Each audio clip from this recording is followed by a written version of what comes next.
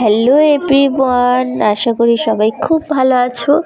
তো তোমাদের সবাইকে কাকুলিস কিচেনে সবাইকে স্বাগত।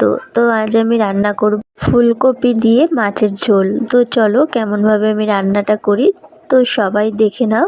আর রান্নাটা যদি তুমি ফেসবুক পেজ থেকে দেখো তো লাইক, কমেন্ট আর ফলো করতে ভুলো না। আর যদি ইউটিউব থেকে দেখো আমার রান্নাগুলো যদি তোমার ভালো লাগে তো একটা লাইক করে দিয়ে যেও।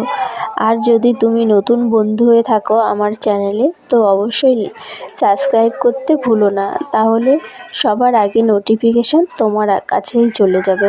এখানে আমি গোটা জিরে আর আদা, পেঁয়াজ, কাঁচা লঙ্কা ফোড়ন দিয়েছি, দিয়ে নুন, হলুদ, জিরের গুঁড়ো দিয়ে ফুলকপি আলুটা আগে দিয়ে ভাজা করা ছিল তুলে নিয়েছি ভেজে।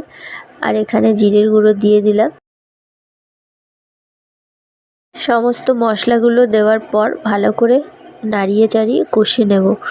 কষিয়ে নিয়ে জল ঢেলে দেব। জল দেওয়ার পর ভালো করে নাড়িয়ে চাড়িয়ে ঢাকা দিয়ে দেব যতক্ষণ না আলু ফুলকপিগুলো ভালো করে সিদ্ধ হয়।